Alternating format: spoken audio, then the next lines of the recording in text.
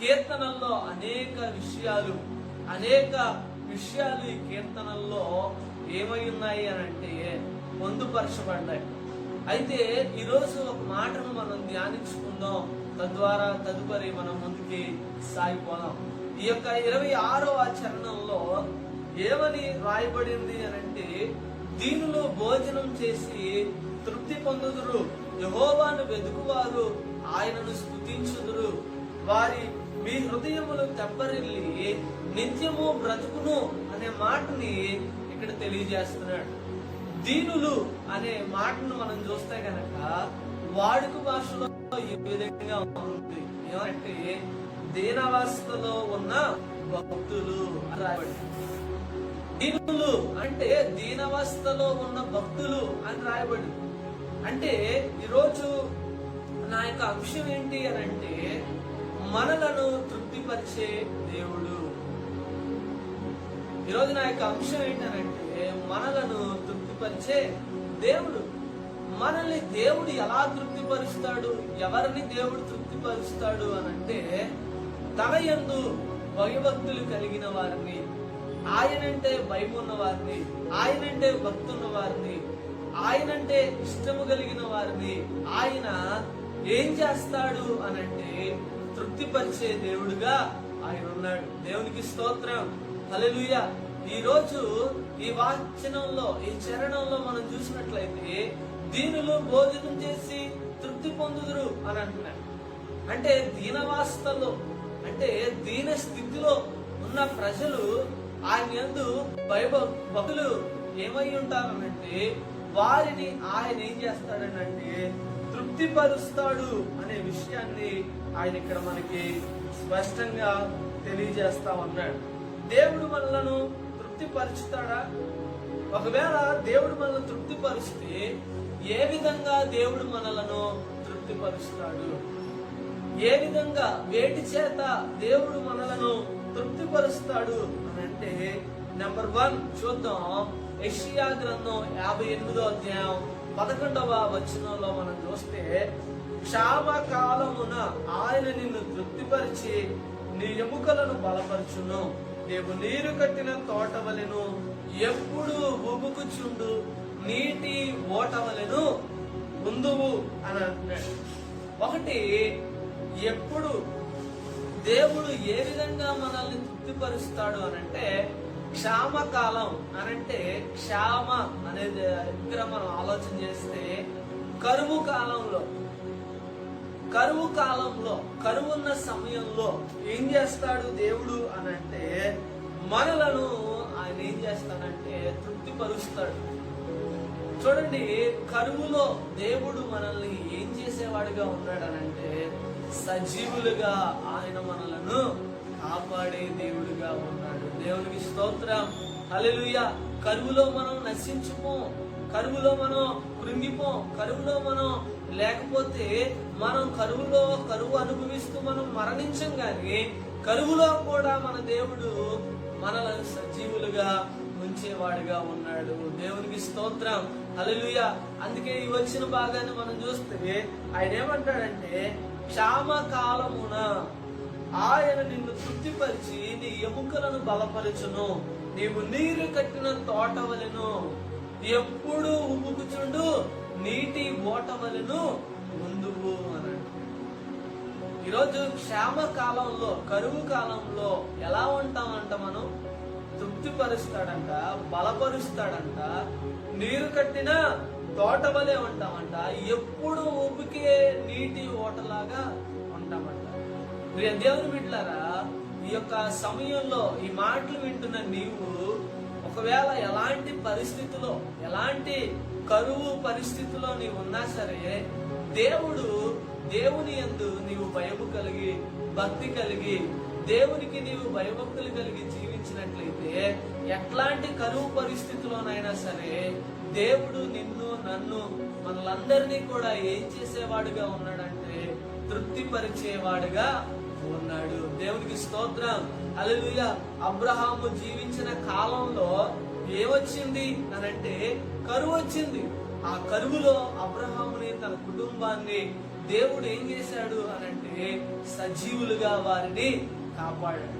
ప్రియ దేవుని బిడ్డలారా, ఈ వాక్యాన్ని, ఈ మాటలు వింటున్న మీ జీవితంలో కూడా ఒకవేళ ఎలాంటి కరువైనా సరే దేవుడు మిమ్మల్ని ఏం చేస్తాడు అనంటే ఆయన మిమ్మల్ని తృప్తిపరుస్తాడు. దేవునికి స్తోత్రం. ఆయన మిమ్మల్ని బలపరుస్తాడు. ఆయన మిమ్మల్ని నీరు కట్టిన తోటలా ఉంచుతాడు. ఆయన మిమ్మల్ని ఎప్పుడు ఉబ్బుకుచుండే నీటి ఓటలాగా దేవుడు మిమ్మల్ని ఉంచుతానని దేవుడు వాగ్దానం చేస్తున్నాడు. దేవునికి స్తోత్రం. ఏ విధంగా మనం తృప్తిపరుస్తాడు అనంటే, ఒకటి, కరువులో దేవుడు మనల్ని తృప్తిపరుస్తాడు. గత సంవత్సరంలో కరోనా సమయంలో ఎంతో మంది ఎన్నో విధాలుగా కరువు రావటంతో చాలా అవస్థలు పడ్డారు. కరువు అనంటే మనకి చేతిలో పని లేకపోవడమే కరువు అండి. కరువు అంటే మనం వ్యాపారం చేసుకోకపోవడమే కరువు అండి. కరువు అంటే మన యొక్క జీవన ఉపాధి మనకి లేకపోవడమే కరువు అండి. కరువు అంటే ఇలా చూసుకుంటూ పోతే మన చేతిలో డబ్బులు లేకపోవడమే కరువు. గత సంవత్సరంలో నిజంగా చాలా మంది అంటే ప్రపంచం అంతా కూడా ఎంతో కరువును అనుభవించింది, ఎంతో కరువులో ఉన్నారు. అయినా దేవుడు తన కృపను అనుగ్రహించి ప్రతి ఒక్కరిని కూడా ప్రభు పోషించాడు, ఆయన ఆదరించాడు. ఆయన యందు భయభక్తులు కలిగిన వారి పట్ల ఆయన తన కృపను చూపించి ప్రతి ఒక్కరిని కూడా ఆయన తృప్తిపరిచినట్లుగా మనం చూస్తూ ఉన్నాం. అయితే రెండవ విషయాన్ని మనం చదువుకొని ముందుకు సాగుదాం. చూడండి ఏ విధంగా తృప్తిపరుస్తాడు అని అంటే, రెండవదిగా మనం చూస్తే కీర్తనలు 103వ కీర్తన 5వ చరణాన్ని మనం చూద్దాం. మేలుతో నీ హృదయమును తృప్తిపరచుచున్నాడు అన్నాడు. పక్షిరాజు వలె నీ యవనము క్రొత్తదగినట్లు మేలుతో నీ హృదయాన్ని ఆయన తృప్తిపరుస్తాడు. మేలు అనే విషయాన్ని మనం ఎంతో ఆస్వాదిస్తాం. మేలు అనే మాటను మనం ఎంతో ఎంతో ఇష్టపడతాం. అయితే ఇక్కడ మేలుతో ఏం చేస్తాడంటే నీ హృదయాన్ని తృప్తిపరుస్తాడు. ఏ విధంగా దేవుడు మనం తృప్తిపరుస్తాడు అనంటే, మేలుతో మన హృదయాలను, మన జీవితాలను, మన కుటుంబాలను ఆయన ఏం చేస్తాడనంటే తృప్తిపరిచేవాడుగా ఉన్నాడు. అంటే అక్కడ చూడండి, వాడుక భాషలో ఏముందనంటే, మేలుతో అనే మాట దగ్గర మంచి వాటితో అని రాయబడింది. మంచి వాటితో నీకు ఏమివ్వాలో, నీకేం కావాలో, నీకు ఏస్తే నీకు ఉపయోగమో అవన్నీ కూడా దేవునికి తెలిసింది. కాబట్టి నీకేది మంచిదో, ఏది చెడ్డదో, ఏది ఇస్తే నీకు ఉపయోగం, ఏది ఇస్తే నీకు ఉపయోగం లేదో, ఏది చెయ్యాలో, ఏది చేయకూడదో, ఏది ఇవ్వాలో, ఏది ఇవ్వకూడదో సమస్తం కూడా ఆయనకి తెలుసు. కాబట్టి మనల్ని దేనితో మనం తృప్తిపరుస్తాడు అని అంటే, మంచి వాటితో దేవుడు మనల్ని తృప్తిపరుస్తాడు. దేవుడు శ్రేష్టమైన వాటితో మనలను ఏం చేస్తాడు అనంటే ఆయన తృప్తిపరుస్తాడు. ఈరోజు మేలు అనే చోట వాడుక భాషలో రాయబడింది మంచి వాటితో. ఈరోజు నీకు ఏది మంచిదో నీకు తెలియకపోవచ్చేమో, కానీ దేవునికి సమస్తం కూడా తెలుసు. ఇది మంచిది, ఇది చెడ్డది నువ్వు చెప్పగలవా అనంటే, ఈ లోకపరమైన వాటిని గురించి చెప్పగలవేమో, కానీ దేవుని పరంగా నువ్వు నేను ఎవరు కూడా చెప్పను. కానీ దేవుడు తెలుసు ఏది మంచిది. అలాంటి మంచి వాటితో దేవుడు మనల్ని ఏం చేస్తాడంటే తృప్తిపరిచేవాడుగా ఉన్నాడు. దేవునికి స్తోత్రం, హల్లెలూయా. మూడవదిగా మనం చూద్దాం, ఏ విధంగా దేవుడు మనల్ని తృప్తిపరుస్తాడు అనంటే, కీర్తనల గ్రంథం 91వ కీర్తన 16వ చరణంలో ఆయన అంటాడు, దీర్ఘాయువు చేత నేను అతనిని తృప్తిపరచెదను అని అంటాడు. దేవునికి స్తోత్రం, హల్లెలూయా. చూడండి, మూడవదిగా దేనితో తృప్తిపరుస్తాడు అనంటే దీర్ఘాయువుతో, అంటే ఆయుష్తో మనల్ని దేవుడు ఏం చేస్తాడంటే తృప్తిపరుస్తా ఉంటాడు. దీర్ఘాయువు అంటే మనకు దీర్ఘాయువుతో కూడిన సుఖజీవం అంటే దీర్ఘాయువు మనకి కావాలి, ఆయుష్ కావాలి. ఈ భూమి మీద మనిషి ఎంతకాలం బ్రతుకుతాడు అని అంటే మనిషి 70 సంవత్సరాలు. బైబిల్ చెప్తా ఉంది అధిక బలమై ఉన్న ఎడల 80 సంవత్సరం అయినను వాటి వైభవము ఆయాసము దుఃఖమే అనండి. ఈరోజు ఈ యొక్క మనిషి దీర్ఘాయువుతో తృప్తి చెందాలి అని అంటే ఈరోజు ఒక మాటని మనం జ్ఞాపకం చేసుకోవాల్సిన వారమై ఉన్నాం. మనల్ని ఆయుష్తో ఆరోగ్యంతో దేవుడు ఉంచాలి, అలా మనల్ని తృప్తిపరచాలి అని అంటే మనం ఎంతగానో దేవుడికి ఇష్టలుగా మనం బ్రతకాలి. గత ఒక 2-3 నెలల క్రితం లేకపోతే ఒక నెల క్రితం అనుకుంటా ఒక బ్రదర్ కి కోవిడ్ పాజిటివ్ వచ్చింది.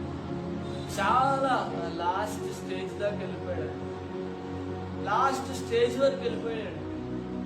అయితే దేవుడు తన కృపనిచ్చి దీర్ఘాయువునిచ్చి దేవుడు అతన్ని ఏం చేశాడంటే తృప్తిపరిచాడు.